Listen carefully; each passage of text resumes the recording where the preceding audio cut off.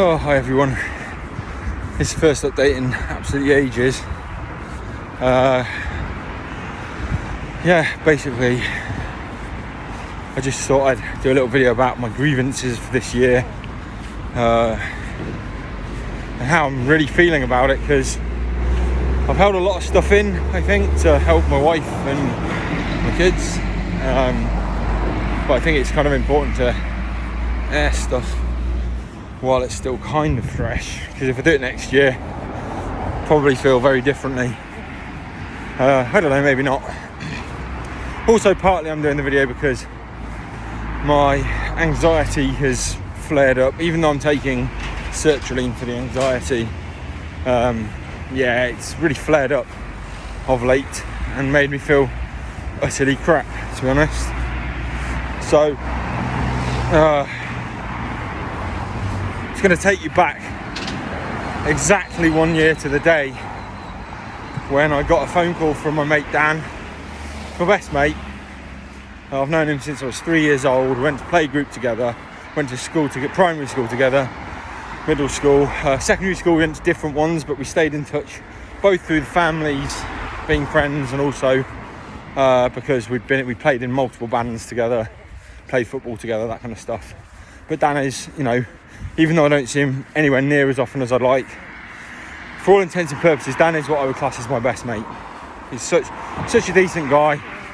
And basically a year ago I got a phone call from him, sadly telling me that his wife had passed away from cancer. It was utterly horrendous. And I jumped, left work early, took half a day and went up to help him out, and kind of talked to him about stuff. And on the day, it was a pretty weird situation, absolutely tragic. And they had two boys, still got two boys obviously, young boys, and the last year Dan has stepped up to the mark and he's been an absolutely fantastic dad to them. So all my respect to him. He's such a stand-up guy, and it kind of he has embodied this year what I would class as the strength of humanity. I've never seen him like this before, and he's got focused and he's done all the things he needs to do. So he's a better man than I at the moment, but good on him.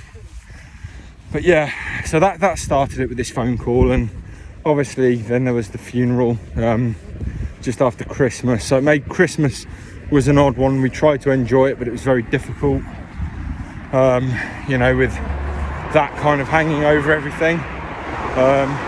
And I would, in some respects, almost wish we hadn't done Christmas last year, because I felt like we all needed to kind of think about Dan's wife, and just kind of, I wanted to be there with him really and help him out. But anyway, just felt like we didn't deserve to be celebrating Christmas, because he couldn't in the same way. I know, he made the absolute best of it, and they've got so many friends and family around. But needless to say, we really miss Marie, even, obviously even now. She was an absolute joy to be around, and, I know my wife really misses her. And today I found myself almost in tears, to be honest, thinking about it. But then we get a bit further down the line, and my wife and I got sick around March. Could have been COVID, we're not sure. Didn't have a test till many months later, so if we did have COVID we wouldn't know necessarily, because we don't know how the antibodies all work.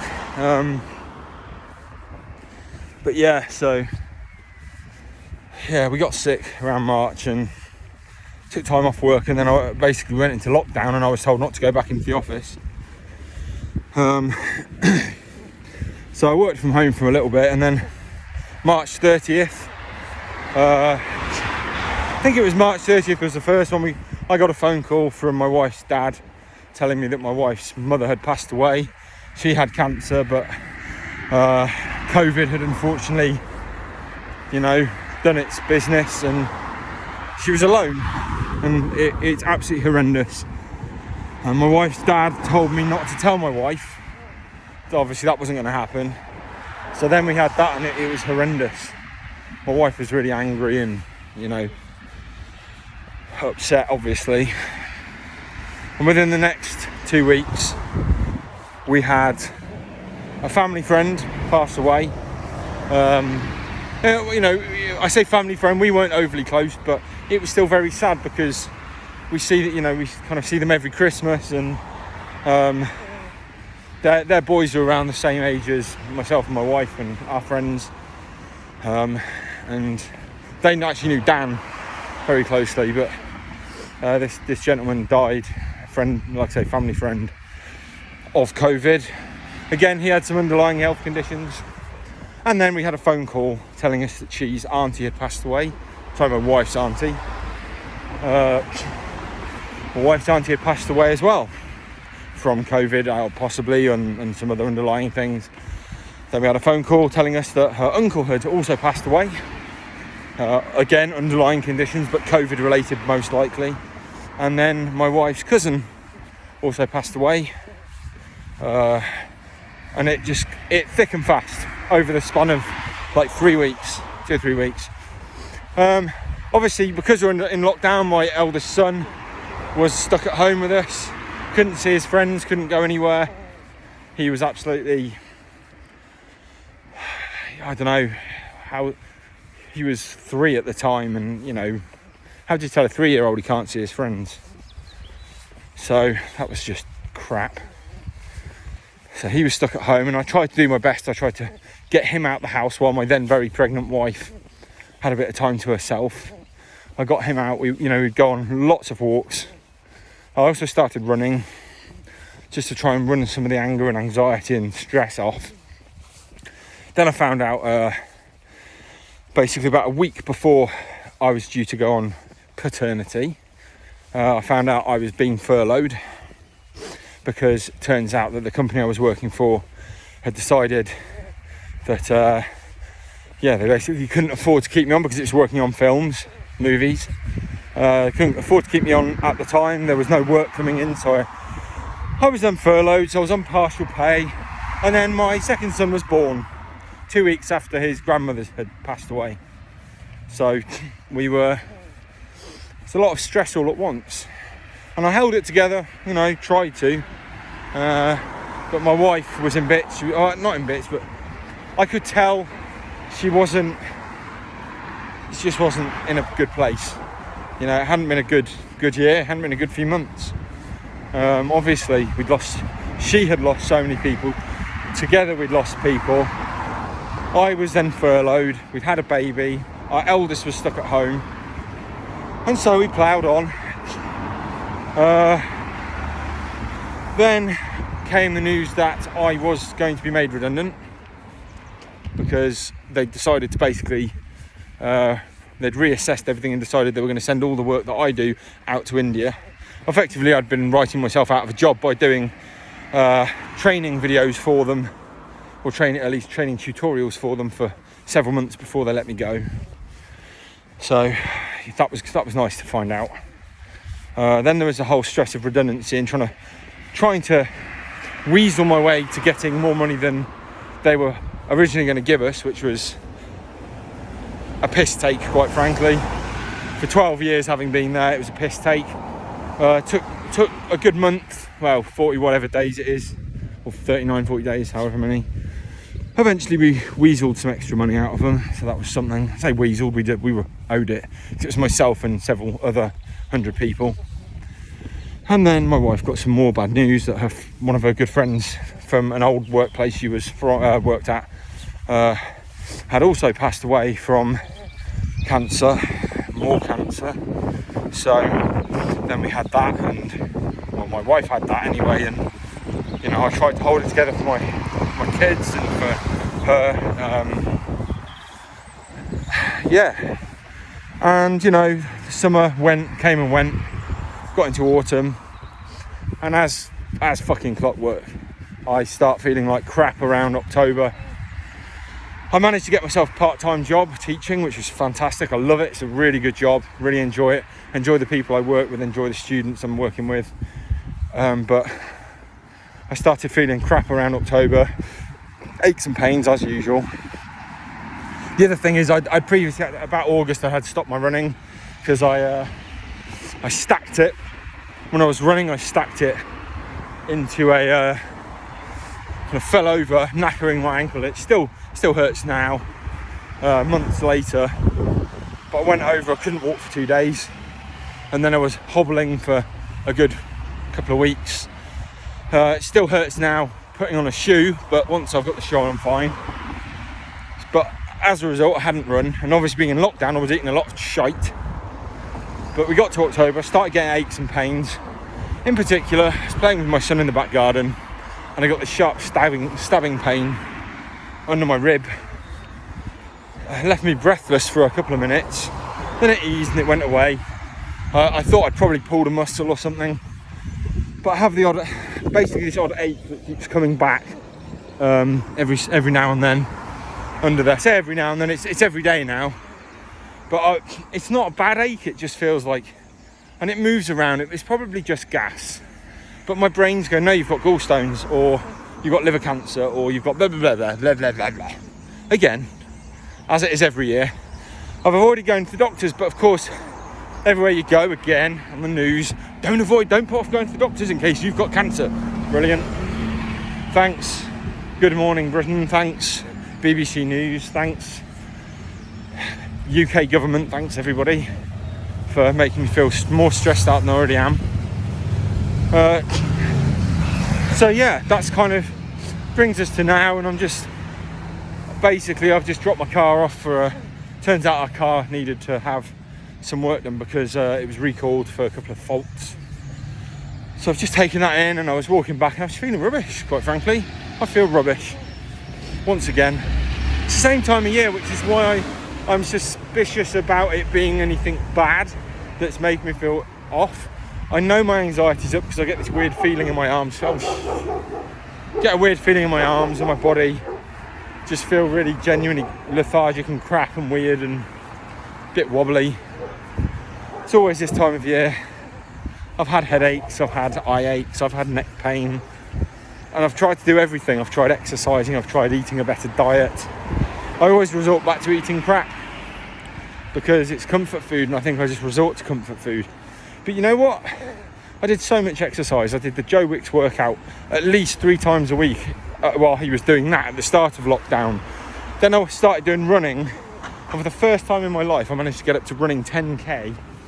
And I was actually running 9 or 10k every other day for a good month or 2. But obviously didn't offset all the junk I was eating. But yeah, it's funny how my mental health is now suffering again when we get to this time of year when I just feel absolutely shite. I just want to go to sleep, curl up in a ball and wait for the summer to come again. Which again is another indication to me that this is all seasonally effective. I always feel a lot better when we get to spring, and I'm fine in the spring and the summer. Get to end of August and I start feeling crap again. That rolls round into October when I start feeling really crap and start getting aches and pains. And by the time we get to Christmas, I'm just tired. I'm just tired and worn out and just feel shit. I've been weighing myself and I'm about 98 kilos, which is about 215 pounds-ish, about, what's that? It's around 15 and a half stone, something like that. I think it's about that anyway, but I'm heavier than I want to be. I'd love to be able to lose weight but build muscle, but you know what, these things aren't free, and quite frankly I've tried doing things. I've tried doing the Arnold Schwarzenegger 1% workout. I've tried running again. I will say running is great. I mean, it's tiring, but it's great, but I just don't have the mind for it right now. I think about myself, I think about going out, and I'm just, no, too tired. I'm too tired to it's not even tiredness, it's lethargy. I've got to the end of the year and I'm tired, and I feel guilty because I'm only working part-time. I'm doing 13 and a half hours a week, but I'm earning about like roughly 52 pounds an hour teaching as a visiting lecturer, which is fantastic. like I say, I'm not happy. I couldn't be happy with that job. It's brilliant. It's really sorted me out. I just wish I wish there was a way I could earn more. But I am only working 13.5 hours a week, so I've been able to help my wife out with the kids, which is brilliant. And obviously spent all this time with my youngest, who's now 8 months. But I've been at home the whole time, which is, you know, really, really fantastic. But I wish I could get rid of the anxiety at this time of year, because my life would be a lot better. My wife's life would be a lot better. My family's life would be a lot better. I don't know how to do it, because it always happens when the weather starts turning and the days get shorter and nights get longer and it gets colder and damper. It's just shit. And I notice I always get these like depressions in my cheeks, always this time of year, and that concerns me. And I'm like, oh God, what if I've got weighed myself, haven't lost any weight. I think this is just age, stress and tiredness and shite, to be honest. I'm 38 now, I'll be 39 in April. You know, rapidly approaching 40. I'm not surprised my face is changing. But I miss my band, miss playing music in my band, singing songs to my youngest. There's only so many times the Grand Old Duke of York makes you feel happy, and then you start feeling, well, you know, Grand Old Duke of York should get his finger out his arse and stop being a Grand Old Duke. Start actually fighting instead of ordering people around. A bit like Boris Johnson. Yeah, and then, you know, I suppose the whole thing of this, I've noticed I'm swearing a lot more. I'm just permanently angry or down. And I just wish I wasn't. I wish I felt more chipper. I think it's depression. I don't know how bad it is, because I'm still have good moments, but you know, this time of year I want to be looking forward to Christmas and seeing my family. I can't see my family this year necessarily. I might be able to if I'm lucky. But what a shitty first Christmas for my youngest. And my eldest needs to see his friends and his cousins and, you know, all that kind of thing. And he's not going to get to, unfortunately. No, well, he might. Yeah, we went down to see my wife's mother's grave the other day, and to see some of her family, and that was very nice. It was nice seeing them, but you know, they live in a southeast London, a long way away from us. It takes us a good between an hour and 40 and 2 hours to get down there, traffic dependent. And there's a lot of bad blood going on. Well, not bad blood, but things have happened, and I won't go into details. It's not my place to go into details. Things have happened that have left a bitter taste in people's mouths with everything that happened since my wife's mother passed away. I don't know, I just needed to rant on here, because if I stick it all over Facebook, I'll have a lot of, oh, I'm really sorry, but I know that really people are just, I'm quite a ranter on Facebook, and people don't want to hear that shit, especially my family. That, you know, my mum will get all worried about it, and yeah, I'm fine. It's not like I'm suicidal or anything. I'm just super anxious, super tired, super worn out. The year has just knackered me. I've tried to hold it together for my family. I think I've done an all right job, but the swearing, God, I need to stop the swearing. I wish someone would come along and give me, I don't know, give me help getting fit and healthy, you know, losing the fat. I'm like 28.9% body fat, which is terrible. It's like nearly obese. Don't look it, but yeah, I think that would be nice if somebody would just come along and just say, right, this is what you've got to eat. Every meal planned out. You don't snack. This is all you eat. You drink water between this, that, and the other. Give me an exact specification for what I need to eat and drink to get healthy and fit and lose the fat and build the muscle. Give me some manageable short workouts, daily workouts that are like 10-15 minutes long, just to build me up a bit.